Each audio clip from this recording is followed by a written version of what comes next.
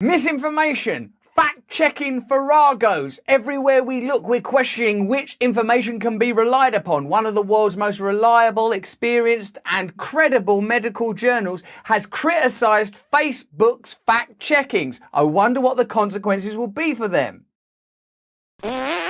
Hello there, you 4.8 million awakening wonders. This is it. This is what it feels like to be present in the moment, receiving truth from a place of authenticity and honesty. You know that we live in a time where information is weaponized, censored, and mobilized, where we have to be careful about how we communicate. There's an interesting story that we've talked to you about before, where Facebook essentially censored particular types of information pertaining to medical procedures, their efficacy, and the processes by which they were brought to market. You know what I'm talking about. Let's get a little deeper into this story, because the British Medical Journal, a proper old and respected information resource for medical and scientific matters, has criticised Facebook's fact-checking. Phew. The editor of the British Medical Journal, one of the world's oldest and most respected medical journals, has written a letter to Meta's CEO, Mark Zuckerberg, to bring to his attention an incorrect fact check on one of its reports. The report was titled, "COVID-19 Researcher Blows the Whistle on Data Integrity Issues in Pfizer Vaccine Trial." Well, why would that be important? Why would data integrity be important in a Pfizer vaccine trial? Brooke Jackson, a former employee at Ventavia, a research company that helped with the trials of the Pfizer COVID vaccine, provided the BMJ with dozens of internal documents, photos, emails and recordings that revealed a host of poor clinical trial research practices occurring at Ventavia that could impact data integrity and patient safety, according to the letter. We also discovered that despite receiving a direct complaint about these problems over a year ago, the FDA did not inspect Ventavia's trial sites. The letter, written by BMJ editor Fiona Godley, further claims. The article has been peer-reviewed, legally reviewed, and subjected to the BMJ's high editorial standards. However, starting November 10, Facebook users started reporting problems when trying to share the article. Oh no, misinformation, fact-checking, wow. Some said they were unable to share. Others said their posts were flagged with a warning saying missing context. Independent fact-checkers say this information could mislead people. Others warned about the consequences of repeatedly sharing false information. What's becoming clear is that misinformation is an Orwellian term, isn't it? It's a word that means what people say it bloody means. It's like Red Queen in Alice in Wonderland. The truth's what I tell you the truth is. Misinformation means stuff that I don't like you saying. That's what it means. The BMJ's article was fact-checked by Lead Stories, a Facebook contractor. The BMJ described the fact-check performed by Lead Stories as inaccurate, incompetent and irresponsible. The letter adds, it fails to provide any assertions of fact that the BMJ article got wrong. That's one thing you would expect. Can you assert a fact that our article got wrong?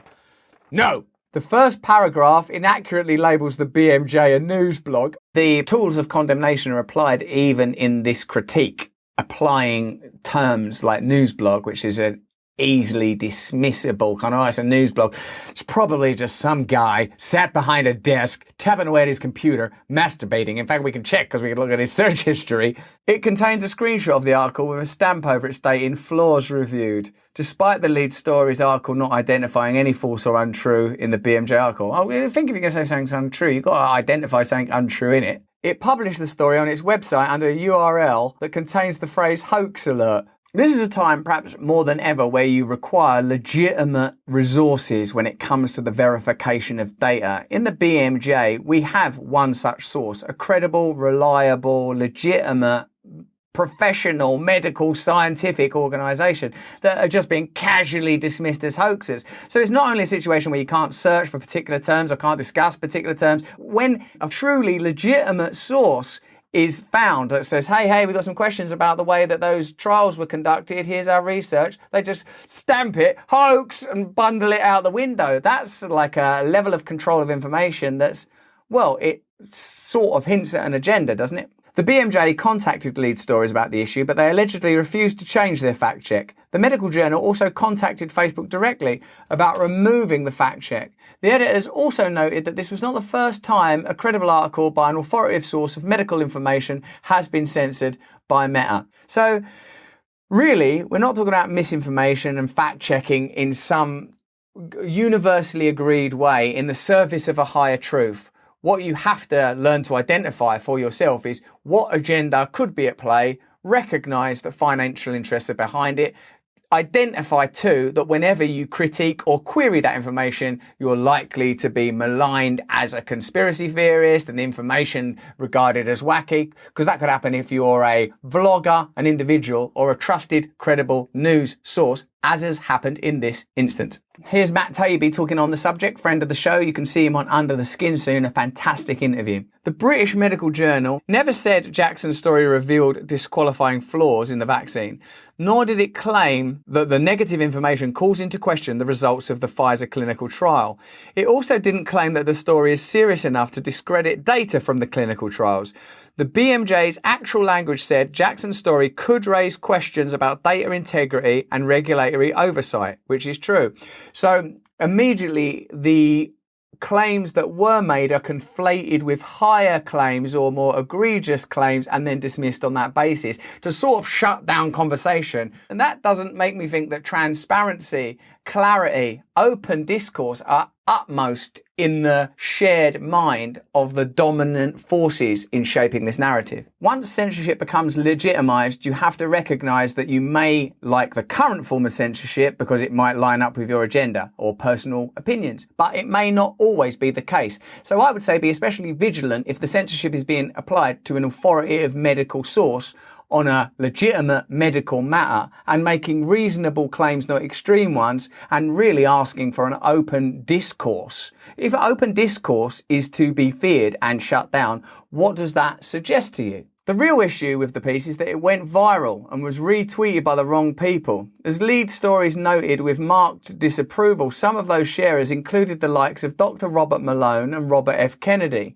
To them, this clearly showed that the article was bad somehow, but the problem was there was nothing to say the story was untrue. Lead Stories editor Alan Duke explained that the term missing context was invented by Facebook. They just invented a thing. Missing context. There's some context required here. Language is power. What is a story or a narrative other than the use of language to lead you to certain conclusions? An invitation to place information in a particular order, context, precedence, and a set of hierarchies and significance. So if you start inventing things like missing context, it sort of sounds like it's come from like some digital god.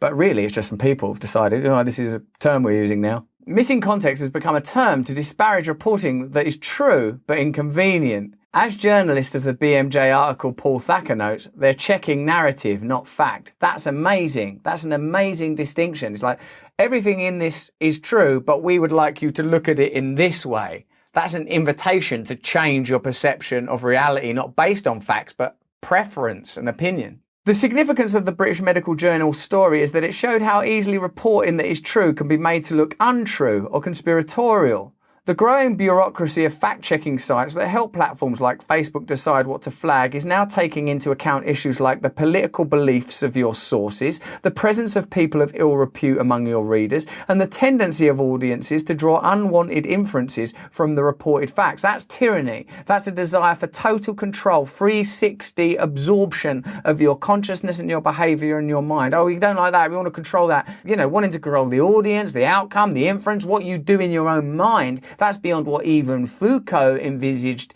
in his theories of biopolitics, the control of life. It's controlling perception, reality, consciousness itself. It goes without saying that in this environment, any negative information about Pfizer or any report of issues with this company's trials is likely to be upheld as meaningful by people suspicious of the vaccine. That does not mean one gets to exonerate companies based upon audience reaction. Oh, that could make people suspicious or doubtful. Oh, well, if it's true, it's true. Are we now saying that anything Robert Kennedy Jr. or Robert Malone finds newsworthy is suspect? By this method, we're taking stories that aren't anti-vax by any rational standard and making them anti-vax by association. That creeping inclusion is, again, Orwellian. That's a kind of, 4 legs good, 2 legs bad to 4 legs good, 2 legs better type move. Like the anti-vax doesn't just mean oh, I don't like vaccines, I don't trust vaccines. But if you don't like the mandatory vaccines, or you don't like conversation about vaccines, I mean, how big is it going to get? Just as a thought experiment, put aside the subject at the center of this issue. We know it's referring to vaccines and mandates, but it could be about anything.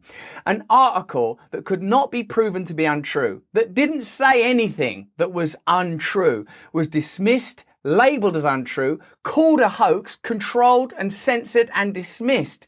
Now, if you're okay with that, you are going to have to be okay with it happening to other subjects, and we don't know where it will migrate to next. Precedents are being set, ideas are being established, technologies are being unleashed. I think this is a time for particular vigilance and awareness. This new fact-checking standard bastardizes the whole idea of reporting. It's also highly convenient for corporations like Pfizer, which incidentally have extensive records of regulatory violations. As Thacker details, firms have successfully manipulated reporters and internet platforms into seeing a binary reality in which all critics are conspiracy theorists. That's mental, isn't it? That's something that I don't like. I legitimately and genuinely, obviously, have no opinion about what you should do about your life and your body. And you're different from me. That's my guess. You're the same in some ways. You're different in other ways. And I'm on a platform where I literally would not be able to express an opinion, even if I had one. But what I find concerning is that if you disagree with someone,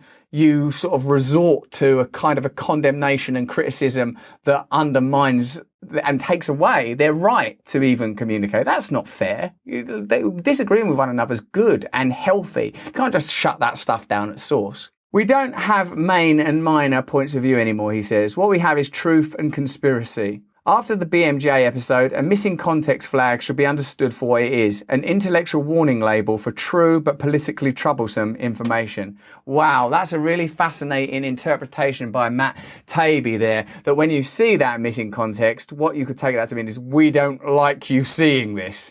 That context is already there. We already know that there's certain narratives that are upheld, certain pieces of information that it's safe to discuss, other types of information that it isn't safe to discuss. That's really plainly clear. They're doubling down in the wrong direction. They're moving at a fast pace in the wrong direction, morally and ethically, and for all of us. There's sort of been a disconnect from our basic humanity. The fact that at the end of this, we're all human beings that are alive. That the whole of this medical emergency, pandemic, lockdown situation is built upon the idea that human life is sacred, that we're meant to care about one another, that we're meant to undertake endeavours that are for the collective good. It doesn't matter whether you need this because of everyone. We've got to do the best thing to protect society. Well, on that basis, let's treat each other with respect. Let's communicate with respect. Let's allow each other to communicate freely. And if you disagree with someone, you don't condemn them as a human being. You invite them into your heart, into your life, acknowledging and accepting that you disagree. Because what's the alternative? You're going to disagree. I can't talk to my own bloody wife, my own children. We're going to disagree with one another. What's being created is a kind of calcified set of nodes, a sort of a pulmonary disconnect where we're all just frozen in cells of discord. That's not a reality that I want to live in. And we can't allow institutions and organizations with the power that Facebook has to create a reality like that. There's some context for you. Now, if you enjoyed this video, please have a little look at this one. We've mentioned it already. And maybe have a look at this one over on the Awakening side channel. Please sign up to my mailing list so I can communicate with you directly about the stuff I'm doing live in the UK, for example, in March, April and May. Big shows all over the UK. I'd love to see you there. Stay free.